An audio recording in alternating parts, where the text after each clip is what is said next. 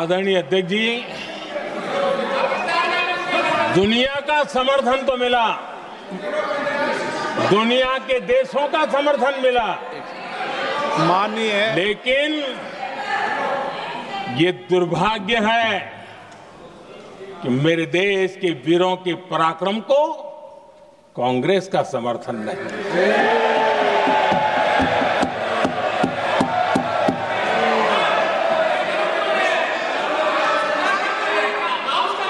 22 अप्रैल के आतंकी हमले के बाद 3-4 दिन में ही ये उछल रहे थे और कहना शुरू कर दिया, कहां गई 56 इंच की छाती, कहां खो गया मोदी, मोदी तो फेल हो गया। क्या मजा ले रहे थे, उनको लगता है वाह बाजी मार ली। उनको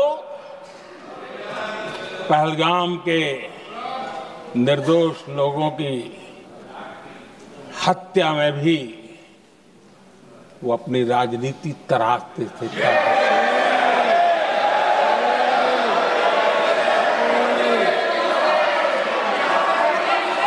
अपनी स्वार्थी राजनीति के लिए मुझ पर निशाना साध रहे थे, लेकिन उनकी ये बयानबाजी, इनका छिछोरापन देश के सुरक्षा बलों का मनोबल गिरा रहा था।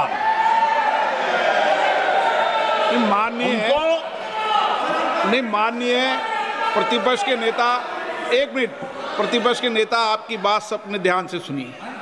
आप बेटे कांग्रेस कर रहे हैं और कुछ नेताओं को पीछे से, ये उचित नहीं है आपके लिए। न भारत के सामर्थ्य पर भरोसा है और न ही भारत की सेनाओं पर, इसलिए वो लगातार ऑपरेशन सिंदूर पर सवाल उठा रहे हैं। ऐसा करके आप लोग मीडिया में हेडलाइंस तो ले सकते हैं, लेकिन देशवासियों के दिलों में जगह नहीं बना सकते।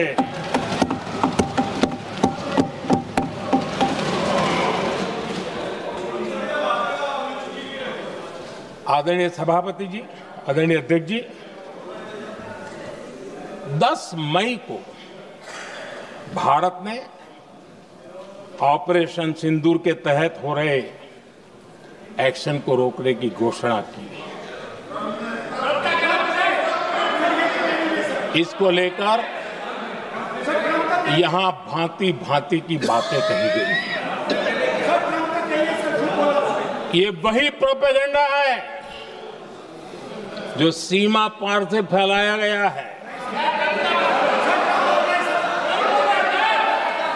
कुछ लोग सेना द्वारा दिए गए तथ्यों की जगह पाकिस्तान के झूठ प्रचार को आगे बढ़ाने में जुटे हुए हैं।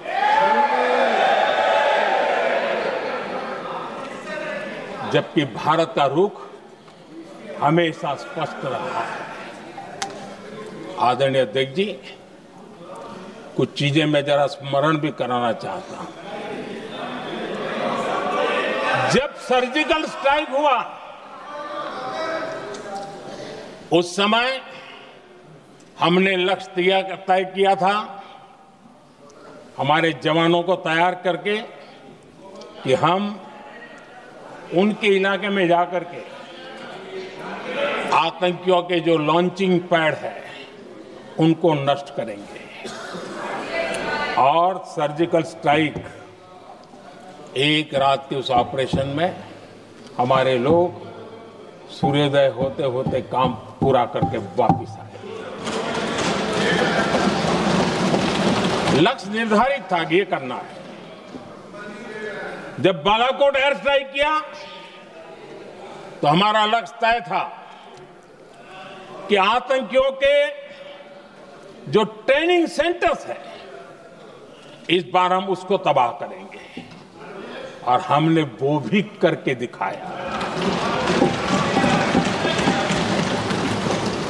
ऑपरेशन सिंदूर के समय हमारा लक्ष्य तय था और हमारा लक्ष्य था कि आतंक के जो एपी सेंटर है और पहलगाम के आतंकियों को जहां से पुरजोश योजना बनी, ट्रेनिंग मिली, व्यवस्था मिली, उस पर हमला करेंगे। हमने उनके नाभि पर हमला कर दिया।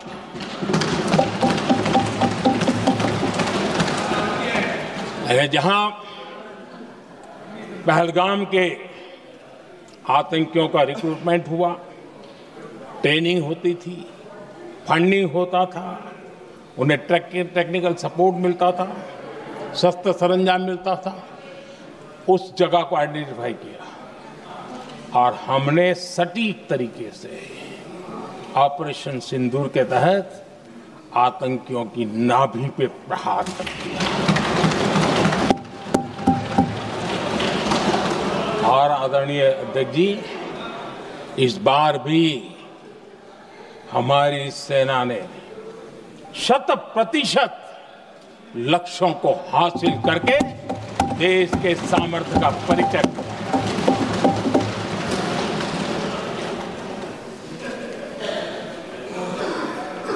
कुछ लोग जानबूझ करके कुछ चीजें भूलने में इंटरेस्टेड होते हैं। देश भूलता नहीं है, देश को याद है। 6 रात और 7 मई सुबह ऑपरेशन हुआ था और 7 मई को सुबह